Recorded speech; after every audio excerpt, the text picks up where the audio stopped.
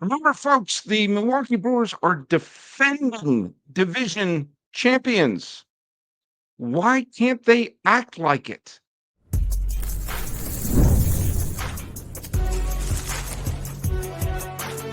You are Locked On MLB Crossover, part of the Locked On Podcast Network. Your team every day.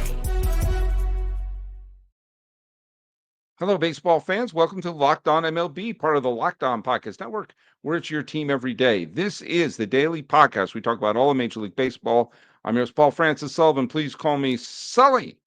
Find us at Locked On MLB Pods on Twitter, whatever they're calling it these days, and on the Instagrams. I'm your pal Sully at Sully Baseball Podcast on Instagram. But if you want to talk to us, just put the messages right down here in the YouTubes. But you'll see we're doing a crossover today. It's not your normal episode here. So guess who from the land that gave us that 70s show or Happy Days, depending on how old you are, right there. Who is that from the Brewers? Locked On Brewers? Yeah. Also, Chuck Freimund, but they also brought you Laverne and Shirley. That was That's part right. of the Tuesday night daily double. That's right. That's At right. Happy Days, Laverne and Shirley. And the reason Mork and Mindy didn't take place in Milwaukee was because the producer of the show, the brilliant Gary Marshall, had just sent his daughter to the University of Colorado, and he wanted to have an excuse to get exterior shots of Boulder. Okay. So there you go. Not know that. There you go. There you go. By the way, Laverne and Shirley aged better than Happy Days, in my humble opinion. I think Laverne and Shirley holds up better than Happy Days. But this is not Locked On Happy Days.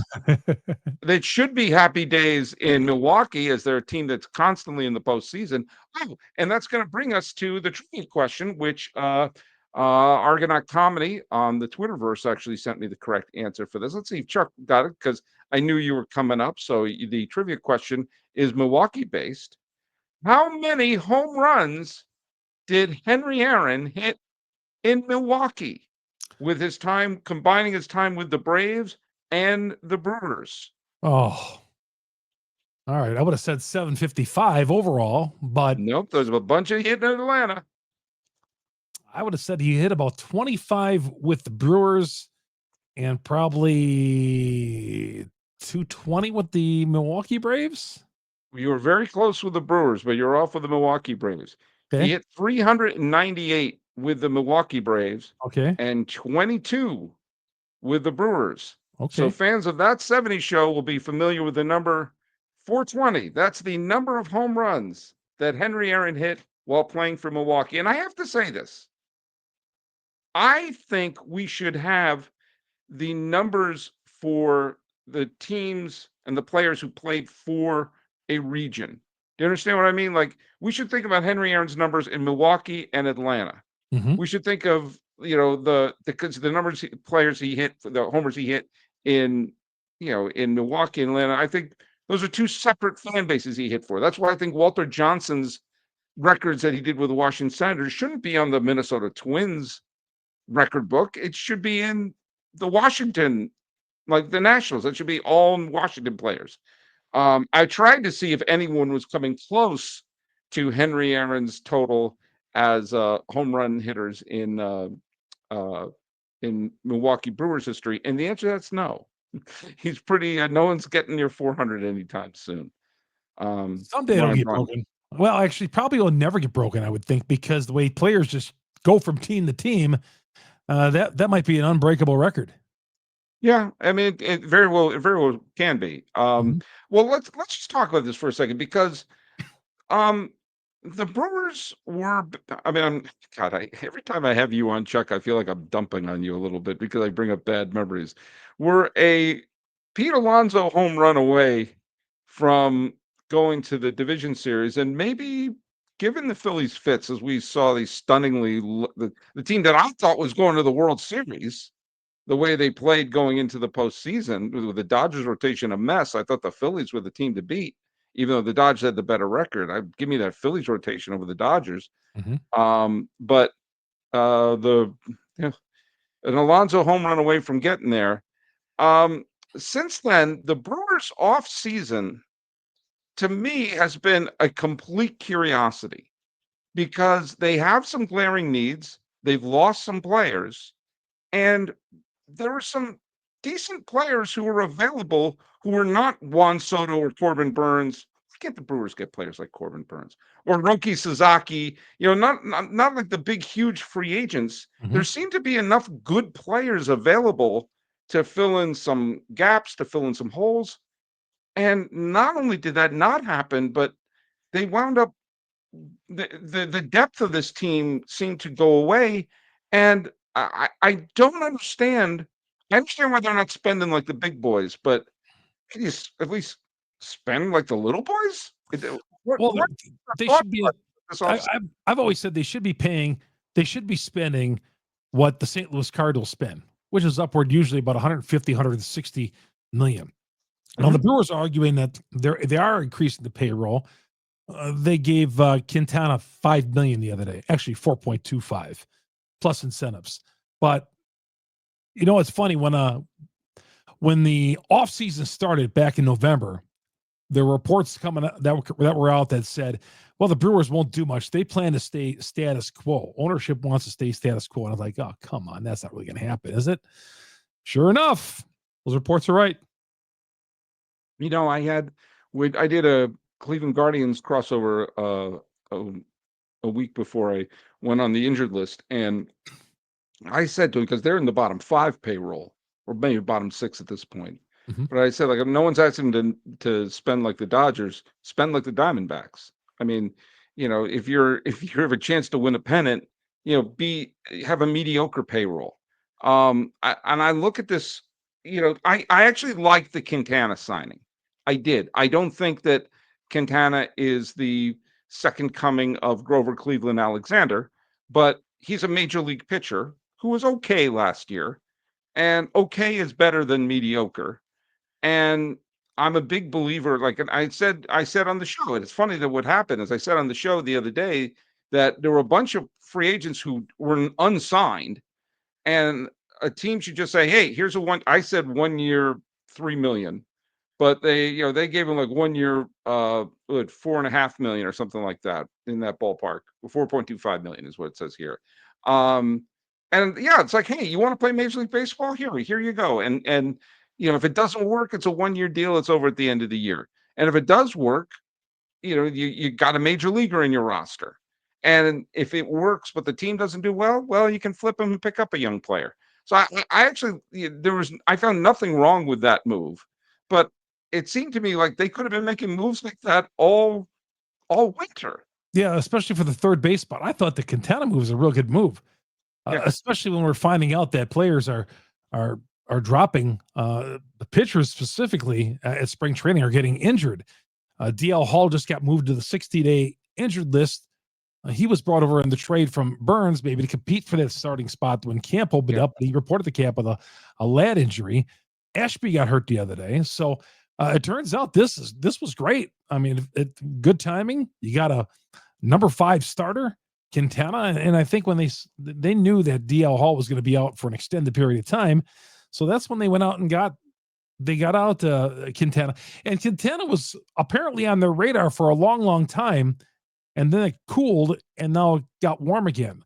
I mean, you're getting Jose Quintana, a guy who was 10-10 last year, a 3.75 ERA, for only, and I say only because that's where we are in baseball, for only $5 million with incentives, I would say. Yeah, that's a pretty good deal for the Brewers. I thought they did well. But here's what the Brewers always do, Sully. Even though the Brewers don't spend a lot in the free agent market, or they don't go out and make that headline move, here they are. They're always contending, and they're always one of the better teams in baseball. But you're wondering, when's the system going to work against them?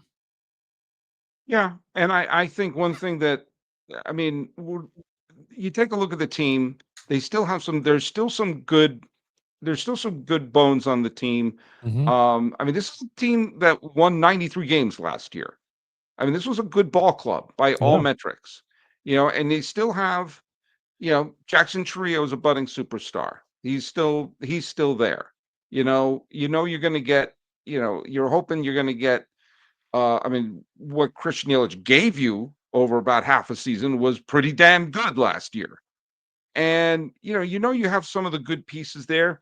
Freddie Peralta, is going to be, he's going to be steady.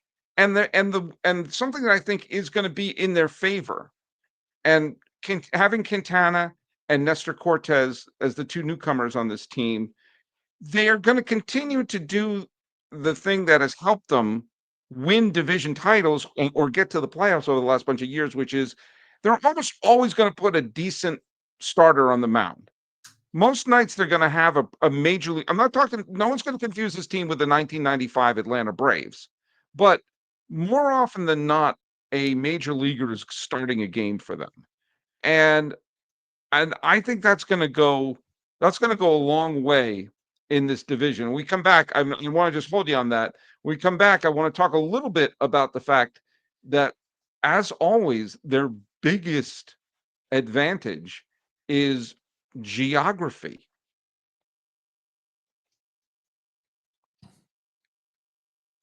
I know you like to snack, Chuck. Who doesn't like to snack? I like a good old solid snack. But do you know what?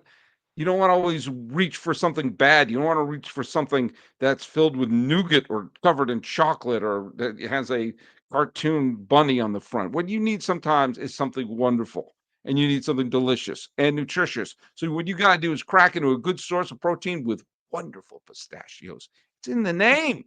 Wonderful Pistachios is one of the highest protein nuts, and 1 ounce serving has 6 grams of protein, giving you over 10% of your daily value. Plus, they're packed with fiber and better for you unsaturated fats to help you keep feeling fuller longer. Say that 3 times fast. I am a no shell guy. All right. I'm out of my shell. I'm an extrovert, and that's how I like my nuts. All right. Perfect. Grab, go, pop them right in. I'm not here to move shells around my mouth, but some of you are not. Some of you are in shell, and that's fine. You have the option. These little green wonders pack a protein punch.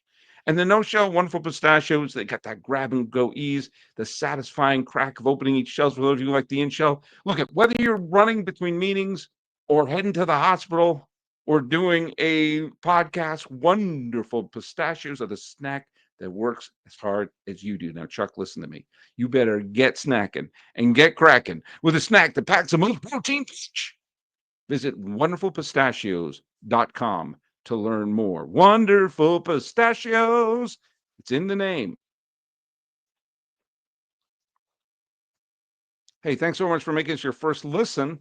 If you're listening to us on Locked On Brewers, why not make me your second listen of the day? Locked On MLB, I'm your pal Sully, and I try my best to cover all of Major League Baseball and give you a little overview. And if you're listening to me on the Locked On MLB feed, it's the Chuck. The Locked On Brewers. How that be your second listen? I'm telling you, he's not going to do wrong. But get snacking or get cracking. That I wish I could say that in Morgan Freeman's voice. That sounds like a line from the end of the Shawshank Redemption. Can you say it in Chuck Freimund voice? Well, let's hear it, Chuck. Get snacking, get cracking. Once again, the best advantage that the Milwaukee Brewers have is geography. The Central. Well, I mean, let's just review something with the Central. A lot of people are picking the Cubs, and the Cubs were okay last year. They had a winning record. They fell short of the playoffs. But for once again, they fell short of the playoffs. And yeah, they acquired Tucker, but they also dumped Peterson. And yeah, I mean, they had a weird off season. It's like, are you going for it or not? They didn't really have, when the big, huge honking free agents were out there, none of them landed in Chicago. They weren't the big, they didn't get a lot of the big fish. They didn't get Soto, they didn't get Burns, they didn't get Suzuki, they didn't get Snell, Fried, Adames, who we must not mention here, Bregman, Profar, Alonso, Teoscar Hernandez, Santander. None of them went to the Cubbies. And you look at this and are you going for it or not? The Pirates are, I'll believe it when I see it. This is how many years in a row do you say, hey, there's a lot of talent on that team? Okay. And the Cardinals are in full rebuild mode. The Cardinals are looking to dump. The most interesting team in the offseason, I think, was Cincinnati.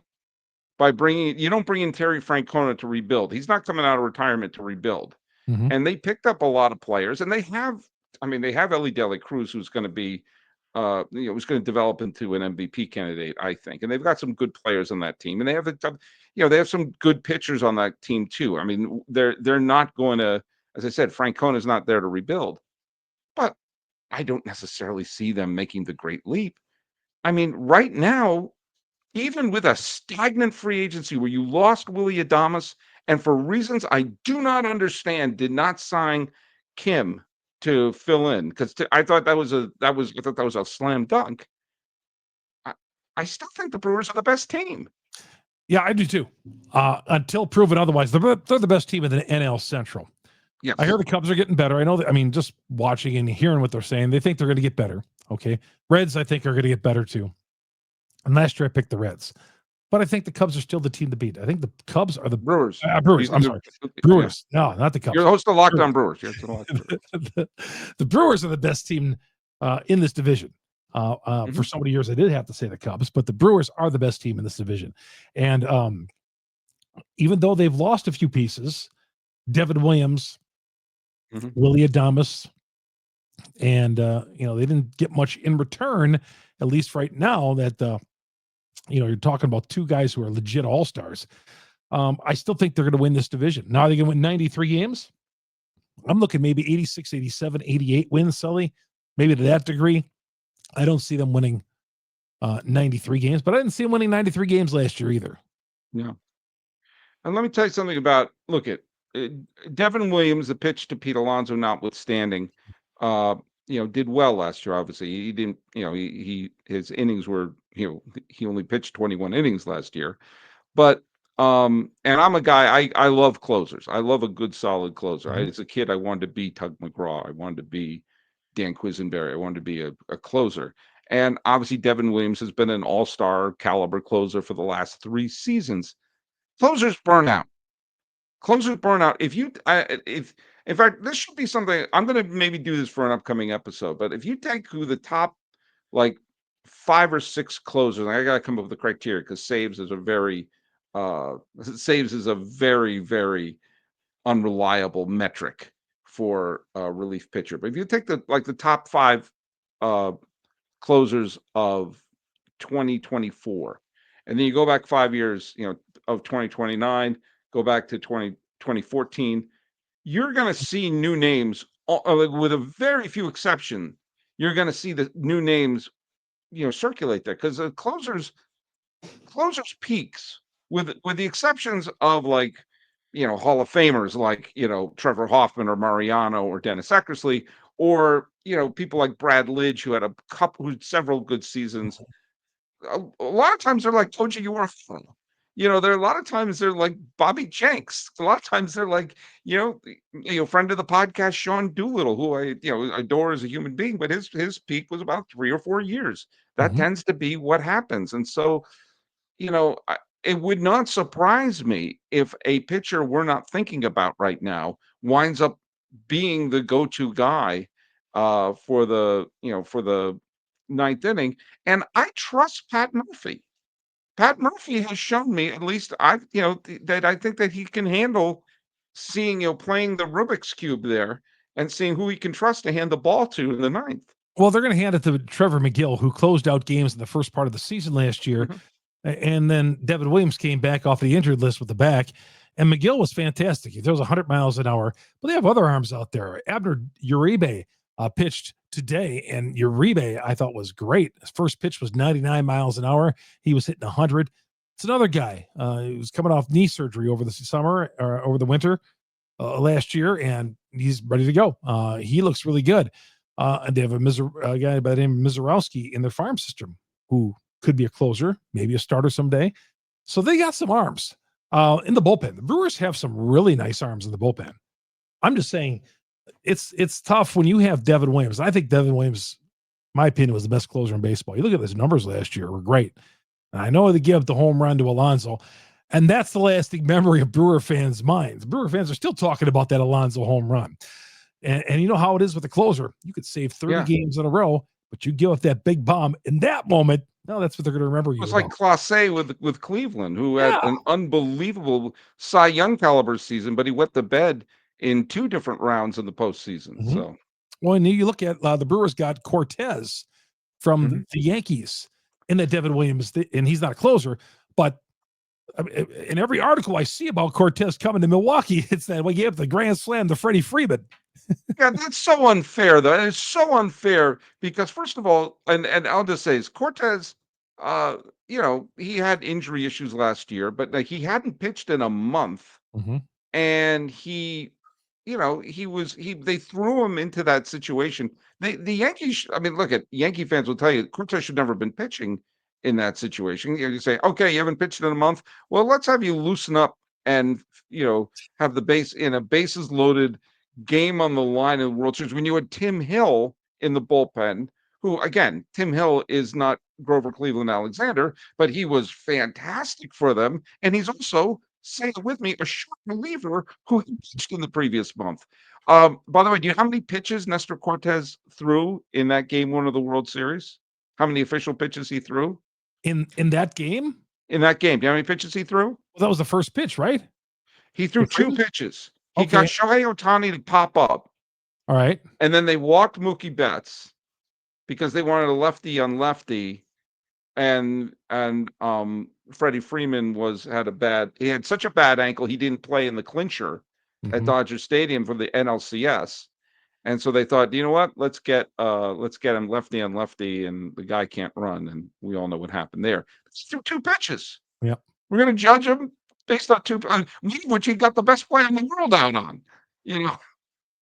But he's not a closer. He's a starting pitcher, and a starting pitcher who gave the Yankees 174 innings last year and was an all-star in 2022, where he came out of nowhere to be a really effective pitcher for that club. Again, have major leaguers in your rotation, and good things are going to happen. Well, the thing about getting Cortez from the Yankees in this Devin Williams deal is that Cortez is going to be here for one season and he's gone. It was like going out and getting Frankie Montas. We knew Montas was a rental and he was going to be gone. The same with Cortez. Don't buy any number 65 jerseys if you're a Brewers fan, because he's going to be gone. Maybe if Well, we come back. I want your predictions, your thoughts, and the thing you're most positive and you're most negative about. Okay.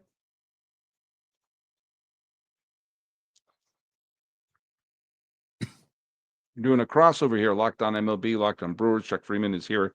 I'm your pal Sully. I'll tell you my prediction. I think, and this has more to do with the fact that I have very little faith in the rest of the division. I think the Reds are going to have a winning record. I think the Cubs are going to stumble. There's a lot of things about the Cubs I do not trust. And I think the Cardinals and Pirates are going to be downright bad. I think the Brewers are going to win the division with 88 wins. I think the Reds are going to make a run at a wild card spot with 85 wins. The National League is very top heavy. You got the Dodgers, the Padres, and we got to throw in the Diamondbacks because they're damn good too. And you have the Phillies, Braves, and Mets. So you're probably only going to get one entry from the Central. And until further, I think it's going to be 88 wins from the Brewers. What happens in the postseason depends entirely on their health and who they match up with. Yeah, that wild card. Some Brewer fans have messaged me and said, "Yeah, let's maybe they can get a wild card." I don't see a wild card coming from this division either, Sully. I think you're going to have to win this division, and I think anywhere from 86 to 88. I'll say, for argument's sake, I think they win 88 games. I'll take that. Mm-hmm. They're going to win the division. I don't think it's going to be by 10 games again this year, but I think they're going to win the division. It might not be a wire-to-wire thing this year. It might be a little bit of a battle, as these things are never easy. But I'm still picking the Brewers to win this division. They have speed. They have defense. They have pitching. The only thing that bothers me right now is their power. Although they're leading the Cactus League and the Grapefruit League, they're leading all 30 teams in a home run so far in spring training, which is ironic because I don't think they'll be among the home run leaders when the regular season starts, because I think that's their drawback right there. It's funny, when I was looking at free agents, Jesse Winker at one point was a free agent, and also O'Neill was a free agent leaving Boston, Tyler O'Neill. and I thought one of them was going to land in Milwaukee. O'Neill Not wound up Winker. going to Baltimore, and Winker, I believe, returned to the Mets. You could give Uh, Winker. You could if you could have had him for free, the Brewers would have taken him. He left here on a sour note. yeah, yeah. I I'm mean, surprised I thought he loved it so much in New York. I mean, he loved it so much in New York, and he was touting that and all that. No, fans don't want him back. Wouldn't I want him just back. knew that. I thought maybe a second shot there. It's No. going to be a strange. This is how strange something is because you and I understand that baseball during the regular season in many ways is about the day in and day out of having your companion of a team, and that companion is always that voice Yep. that's with you as well. Red Sox fans are not going to have Joe Castiglione this year. Yankee fans are not going to have John Sterling this year, and of course, tragically, Brewers fans are not going to have Bob Uecker, who and sadly not because of the other two because of retirement, but we lost Bob Uecker, who is going to be in the in memoriam video that I'm currently editing right now. Spoiler alert there, but what do you think it's going to be like to tune into a Brewers season and not have Uecker there with you? Well, the one thing about this is, of course, Euchre is going to be missed. But Bob was down to doing maybe one game a week, if that, wasn't doing any road games. So primarily, when you turn the Brewer games on in recent years, you wouldn't hear him anyway. And but when you do hear him on, it was always a treat. It was like, oh, you have the substitute teacher you always like, because he'd come in and do a couple of innings, and it's like, wow, this is a treat. We get Bob today. But over the years, and a guy his 90s, of course you're going to expect that. But yeah, of course, he's the soundtrack of all of us who grew up Brewers fans, and I grew up in the state of Wisconsin as a Brewers fan, from going up north in Shawano, Wisconsin, to listening to Uecker back in the 80s and listening to him while I was fishing off the docks up there on the broadcast on the Brewers radio network. And, through all my years and my interactions with him covering the team. Oh, absolutely. But again, he had not been doing a lot of broadcasts anyway. But the fact that you don't even have a shot at hearing him anymore, and that great golden voice of his, and most importantly, his home run calls, which were second to none. And his humor and that Just also just hearing him just connects you. To me, a Mhm. lot of it is connected.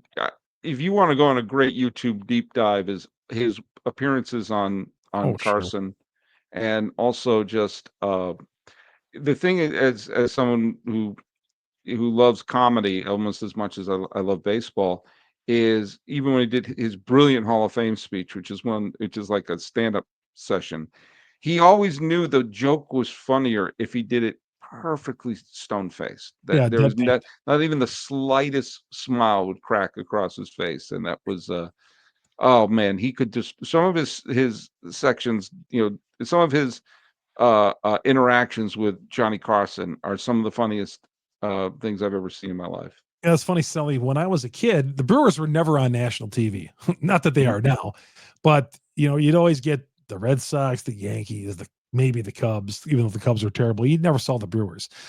Milwaukee never got a national mention, but then it would be like Johnny Carson. Every once in a while, would have Bob Uecker, and I'm like, why is the Brewers broadcaster on Johnny Carson with all these celebrities, Burt Reynolds and all these guys? Bob Uecker going to be on a Tonight Show? And he was there, and he was fantastic. But it was just always a treat for me as a kid too, that you'd see one of our guys, our Brewer broadcaster, on the Johnny Carson show. How cool! Yeah, and that was also, his national prominence came pretty much from Carson, because he was an obscure backup catcher who everyone thought was funny, and then he was the voice of the Brewers.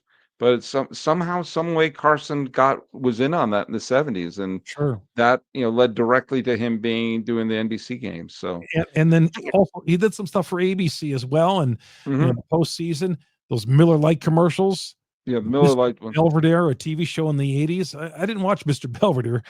But yeah, I was in college, and I wasn't watching. I was not watching sitcoms anymore. But yeah, I mean, his legacy, and you're probably right. It started right about the mid '70s, late '70s when he was on the That's Tonight right. Show with Johnny Carson. Well, Carson knew a lot of people became famous on that show because Mhm. Carson knew if he had a good guest, whether they were famous or not, whether they were promoting something or not, whether it was, someone like Charles Grodin or Burt Reynolds, or obviously Burt Reynolds was a huge movie star, but he also brought him on when he didn't have to Mhm. promote something. Grodin was always great because he always seemed so angry at Carson and that back and forth. The Rodney Dangerfield star exploded because of the number of times, Yeah. he was his repartee with Johnny was absolute perfection. And Bob Uecker, who just would kill it, Well, absolutely kill it. and back in the '70s, late night TV was a throwaway. You had Carson, and then later on came Letterman, and then Mhm. came everybody else. But it was Yeah, Johnny Carson was standalone at 10:30 Central Standard Time in the Midwest. I know. it was 11:30 when we grew up, or in Boston. So, Okay. Yep. Yeah. We're in bed by uh, 11:30 on a weeknight. yeah, we were up, we were up. All right, Chuck. Oh, by the way, let me do the trivia question. Don't you Okay. answer it. This is for tomorrow, for tomorrow's listeners. Here's a trivia question. Do you have? I was going to do a different one, but I'm going to keep it Milwaukee Brewer oriented. What future Hall of Famer was the winning pitcher for the Brewers' first ever postseason victory? There were a few back then. There were a few future Hall of Famers on their squad. Which one earned the first postseason victory Mhm. in Milwaukee Brewers history? Put your answers down on YouTube and let me know. Chuck Freimund, where can people listen to your terrific show? Sully, thank you. Google, Spotify, Apple, wherever you download your audio podcasts, we are there. Our growing YouTube page. Go to Locked On Brewers, hit the subscribe button, hit the bell. That alerts you every time we drop an episode of Locked On Brewers daily. And of course, find me on Twitter, Chuck Freimund, Freimund. As always, Sully, man, appreciate coming on the national show and talking some Brewers baseball with you and yucking it up a little bit. That's why you're here. And you can follow us at Locked On MLB Pods on Twitter, or whatever they're calling it these days, and on Instagram. I'm your pal Sully. It's Sully Baseball Podcast on Instagram. And the easiest way to get a hold of me is on the YouTubes. Talking Brewers and saying, hey, they may not be perfect, but they're in the Central. He's Chuck Freimund of Locked On Brewers. I'm your host, Paul Francis Sullivan. Please call me Sully.